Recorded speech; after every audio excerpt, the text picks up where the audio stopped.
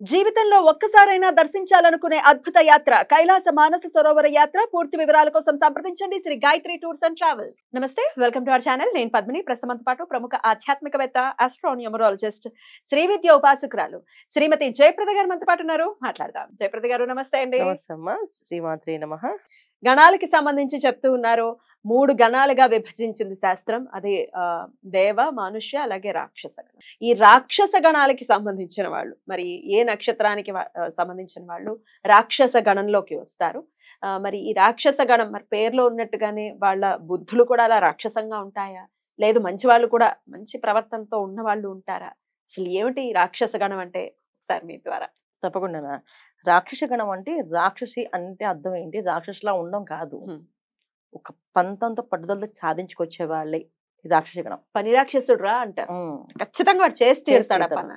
So రాక్షస తత్వం అంటే ఏంటంటే, ఒక రాక్షసుడికి ఉండే తత్వం ఏముంటుంది? వాళ్ళ పని వరకు ఏం కష్టం వచ్చినా, ఇప్పుడు మనం తీసుకోండి, హిరణ్యాక్షుని తీసుకోండి, జపం చేస్తూ కూర్చున్నాడు స్వామివారి కోసం. అలా బక్కశీలం అయిపోయాడు, పుట్లు కట్టేసి మొత్తం ఒళ్ళంతా పట్టేసింది, మొత్తం పొట్టలోంచి పావులు వస్తున్నాయి. ఇలా అయినా మానలేదు. ఏంది మొరలు వచ్చాయి, తుఫాన్లు వచ్చాయి, రంభ ఉరుసులు దిగారు, ఇంద్రుడు మాయ చేశాడు. ఎన్ని చేసినా నాకు కావలసిన గోల్ నేను రీచ్ అయ్యే వరకు నేనేమి విన్ను, ఏమి చూడను, ఏమి వదలని విక్రమార్కులు అంత స్ట్రాంగ్ గా జపం చేశాడు. లాస్ట్ కి ఏమైంది? ఓంకారం బయటికి పైకి వచ్చేసింది ఆ శరీరం నుంచి. జపం చేసిన అంటే భగవంతుడినే భయపెట్టేస్తారు. అది రాక్షస. బాబోయ్, భగవంతుడు వచ్చి దెబ్బ దిగొచ్చుదా? ఎన్ని చేస్తా అసలు ఆయనకి వరం వాళ్ళు ఏం వరం వాడితో తెలుస్తుంది దేవతలకి.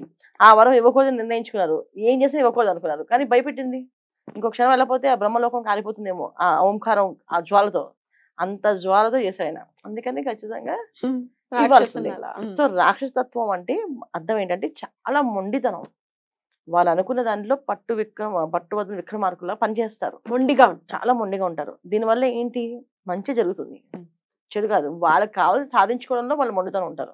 ఇప్పుడు అలాగే మనం తీసుకుంటే నక్షత్రాలు తీసుకుంటే, ఈ రాక్షస నక్షత్రాలు నాలెడ్జ్ పరంగా హై నాలెడ్జ్ ఉండవు నక్షత్రాలు. ఈ నక్షత్రాలు ఉన్న నాలెడ్జ్ ఇంక ఏ నక్షత్రం వాళ్ళకి లేదు. దేవగణం వాళ్ళకి లేదు, మనుషు గణం వాళ్ళకి లేదు, రాక్షస గణం ఉన్న నక్షత్రం నాలెడ్జ్ వాళ్ళకి. ఎందుకు అంటే వాళ్ళకి ఇంట్రెస్ట్, తెలుసుకోవాలి, ఏం జరుగుతుందో తెలియాలి. దాన్ని చెప్పాలని కాదు, తెలుసుకోండి. చాలా మంది నాకు తెలిసిన వాళ్ళు ఒక నక్షత్రం, వాళ్ళకి జ్యోతిష్యం తెలుసు, వాస్తు తెలుసు, తర్వాత వ్యాపారం గురించి తెలుసు, తర్వాత మా ఫైనాన్షియల్ డీలింగ్స్ ఎలా ఉంటాయో తెలుసు, ఫైనాన్షియల్ ఎప్పుడు ఎక్కడ ఇన్వెస్ట్ చేయాలో, ట్రేడింగ్ బిజినెస్ ఎలా చేయాలో తెలుసు. కానీ ఒక బిజినెస్ మ్యాన్ అయినా ఎందుకండి ఇవన్నీ మీరు నేర్చుకుంటే? నన్ను ఎవరు మోసం చేయకూడదురా, నేను ఏ విషయంలోనే వీక్ అవ్వకూడదురా, నా వీక్ పాయింట్ ఎదురు వాళ్ళు తెలియకూడదు కదా. మంచి మంచి థాట్ ప్రాసెస్. అంటే ఒక సబ్జెక్ట్ గురించి తెలుసుకోవడం మంచిదే కదా. మంచిది, 100% కదా. సో ఏ విషయం మాట్లాడినా అవునమ్మా ఈ గ్రహం ఇక్కడ ఉంది కదా, మరి దీనివల్ల మంచి జరుగుతుంది కదా, మరి ఈ డిగ్రీస్ లో ఓకే కదా నీకు, అది దీనివల్ల ఏంటని రివర్స్ అడుగుతున్నాడు ఆయన. అంటే మీరు నాలెడ్జ్ ఉందా మీద అంటే ఉందండి, మరి నాకెందుకు చెప్తుంటే మీరు ప్రొఫెషనల్, మీది ప్రొఫెషన్, మీకు గౌరవం ఇవ్వాలి అంతే. నేను మిమ్మల్ని అడుగుతున్నా కానీ నా డౌట్ నేను క్లారిఫై చేసుకోవాలి. నా దశ ఇప్పుడు నడుస్తుంది కనుక నాకు ఈ దశ, ఈ నక్షత్రానికి, ఈ నక్షత్రం, ఈ గ్రహానికి ఏమవుద్దో అని అడుగుతున్నాను ఆయన. ఆయన పెద్ద బిజినెస్ మ్యాన్. సో ఇలాగా చాలా మంది చూసాను నేను ఈ రాక్షస గణం ఉన్న వాళ్ళని. వ్యాపారం గురించి తెలిసి వ్యాపారవేత్తలుగా ఉంటూ వాళ్ళ పర్సనల్ గా వాళ్ళ ఇల్లు కానీ, వాళ్ళ ఇల్లు ఆ తర్వాత వాళ్ళ లైఫ్ స్టైల్ కానీ, వాళ్ళ ఆస్ట్రాలజీ వాళ్ళు చూసుకోవడం కానీ, దైవారాధన చేయడం కానీ. ఇక వీళ్ళని ఇంకా చూడాలంటే రావణాసుడు భక్తి అంటాం వాళ్ళని. కూర్చున్నారంటే జపం చేశారంటే వాళ్ళు ఎవరు? ఇంకా వాళ్ళని లేపలేము. ఆ క్షణాలు వాళ్ళు చేస్తామని చేస్తారు, వాళ్ళు చేసి తీరుతారు. ఆకాశం ఏదైనా అవని నాకు సంబంధం లేదు, నేను చేసేస్తా, ఈ టైంకి నేను చేస్తా అని చేస్తారు. అంత పట్టుదల ఉన్న వాళ్ళు. నాకు చాలా ఇష్టం ఈ రాక్షస నక్షత్రం వాళ్ళు. ఎందుకంటే వాళ్ళ మైండ్లోకి వెళ్ళాలి విషయం, వెళ్ళడమే ఆలస్యం. వెళ్ళిన తర్వాత దాన్ని ఎలా ఫాలో చేస్తారంటే తప్పకుండా ఫాలో చేస్తారు. ఇప్పుడు మనం ఆస్ట్రాలజీ వాళ్ళు నమ్మి మనని ఫాలో అయ్యారనుకోండి, మనం వాళ్ళు నచ్చామనుకోండి, మీరు ఈ టైంలో ఇవి తినకూడదండి అంటే ఎంత కష్టం వచ్చిన తింటారు ఉంటారు. మిగతా వాళ్ళు అలా కాదు, వాళ్ళు చెప్తారు కానీ మనం చేయము. వీళ్ళు నమ్మడం కష్టం. ఒకసారి వీళ్ళు నమ్మించామా, నమ్మేరు వీళ్ళు ఖచ్చితంగా ఆ నమ్మకాన్ని వాళ్ళు అలా చేసుకుంటారు. అది వీళ్ళు. సో వీళ్ళు నమ్మకపోవడానికి కారణం ఏంటి? వీళ్ళు 100 రీజన్స్ వీళ్ళ ఉంటాయి. ఎదుటి వాళ్ళు అంత ఈజీగా నమ్మరు.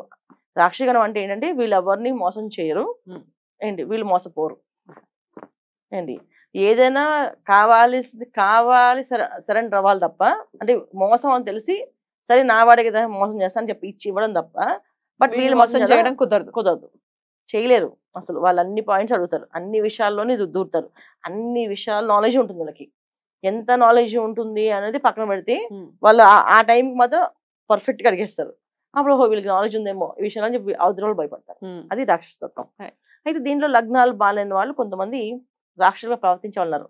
ఇప్పుడు మనం చాలా వార్తలు వింటుంటాం, వీళ్ళు ఇలాగా డ్రగ్స్ తీసుకున్నారు, ఇలా హింసించారు, అమ్మాయిని ఇలా ఏడిపించారు, లేదా అమ్మాయి ఇలా చేసింది, ఈ అమ్మాయి ఇలా తల్లిదండ్రులతో ఇలా పోట్లాడింది, ఇలా మాట్లాడింది, తర్వాత ఇలా చేసింది, ఇవన్నీ కూడా రాక్షస గణాలే. అయితే ఇక్కడ ఏంటంటే రాక్షస గణాల్లో పుట్టడంలో ఒక అదృష్టం ఉంది, ఒక దురదృష్టం ఉంది.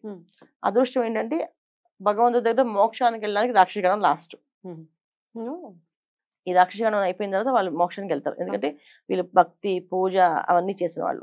కొంతమంది అనేక జన్మలు ఎత్తడానికి రాక్షసగణంలో ఒక జన్మ, అనేక జన్మలు ఇంకా ఇంకా ఇంకా వీళ్ళు అనుభవించాలి. రెండు ఉన్నాయి. సో ఈ జన్మలో మనం చేసే దాన్ని బట్టి మోక్షం. అంటే ఒక రాక్షసగణమే కానీ పొద్దులేచి వాడు పూజ చేస్తున్నాడు అంటే వాడు మోక్షానికి దారి. రాక్షసగణం వాడు పొద్దులేచి తల్లిని హింసిస్తున్నాడు ఫస్ట్, ఇంకేముంది తెచ్చాడు స్టార్టింగ్. అంటే ఇక్కడ తల్లితో మొదలు పెట్టాడంటే ఇంక దేంతో ఎండ్ అవుతుందో తెలియదు మనకు, తెలియదు. అలాంటి వాళ్ళు. సో మన ఇది రెండు డిఫరెన్స్ చూడాలి.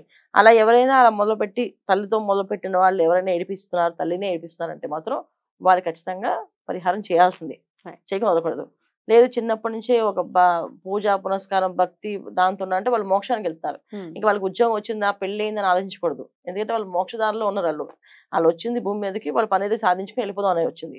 అందుకే వాళ్ళు ఆ పనులు చేసుకుంటారు, దానికి మనం తాపత్రపడకూడదు. సో ఇవన్నీ కూడా ఏంటంటే తెలుసుకోవడం వల్ల ఏంటంటే మనం మన లైఫ్ స్టైల్ మనం మార్చుకోవచ్చు.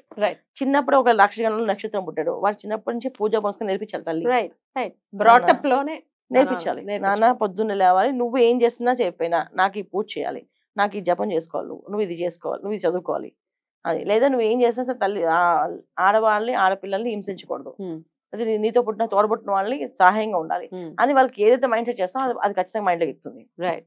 ఇందుకే ఏ నక్షత్రాలండి రాక్షస గణానికి సంబంధించిన నక్షత్రాలు? తప్పకుండా చెప్తాను అన్న, ఎందుకంటే నక్షత్రాలు చెప్పాలి చెప్పాలి లేకపోతే ఏ నక్షత్రాలు అడుగుతారు. నక్షత్రాలు డెఫినెట్ అదే ఇంట్రెస్టింగ్. ఆ 9 నక్షత్రాలు ఏమిటి? ఫస్ట్ నక్షత్రం నుంచి మొదలు పెడదాం అంటే కృత్తిక నక్షత్రం. కృత్తిక తర్వాత ఆశ్లేష, మఖ, చిత్త, విశాఖ, జ్యేష్ఠ, మూల, తర్వాత ధనిష్ట, శతభిష. ఇవన్నీ కూడా రాక్షస గణాలే. అయితే శతభిష చాలా మంచి ఒబీడియంట్ గా ఉండేవాళ్ళు, వాళ్ళు పూజా పునస్కారం చేస్తారు.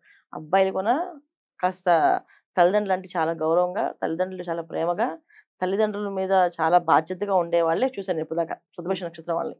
వాళ్ళు రాక్షసగణం అయినప్పటికీ కూడా. అయితే ఏంటి వీళ్ళు రాక్షసత్వం ఏంటంటే బాగా నిద్రపోతారు, లేట్గా లేచి రాత్రి పనులు చేస్తుంటారు. ఇది వాళ్ళ రాక్షసత్వం. ఆ రాక్షసులు నిద్రపోతారు, కుంభకర్ణుల్లో నిద్రపోతారు, కుంభకర్ణుల్లో తింటారు. ఇది వీళ్ళది తప్ప మిగతా అన్ని బాగున్నాయి. ఆశ్లేష నక్షత్రం వల్ల హై నాలెడ్జ్ పర్సన్స్ చూసాను. చాలా విషయాలు, చాలా ఆస్ట్రాలజీ తెలుసు, న్యూమరాలజీ తెలుసు, వాస్తు తెలుసు, అయినా వాళ్ళు వాటిని టచ్ చేయరు. వాళ్ళ పని వాళ్ళు చేసుకుంటే ఇవి నేర్చుకుంటారు, వాళ్ళు తెలుసుకుంటారు. వాళ్ళు అంతే. బ్యూటిఫుల్. చాలా అద్భుతంగా తెలియజేశారు. 3 గణాలకి సంబంధించి ఎట్లా ఉంటారు ఆ గణాలకి సంబంధించిన వ్యక్తులు అనేది చాలా అద్భుతంగా తెలియజేశారు. ఇక కరణాలు కానీ యోగాలు కానీ అవి కూడా ఉన్నాయి. కరణాలు ఏ కరణాల్లో పుట్టిన వాళ్ళు, ఏ యోగాల్లో పుట్టిన వాళ్ళు ఎలా ఉంటారు అనేది నెక్స్ట్ సిరీస్ లో మనం చేసుకుందాం అండి. రైట్ అండి, thank you so very much. నమస్తే. శ్రీమాత్రే నమః.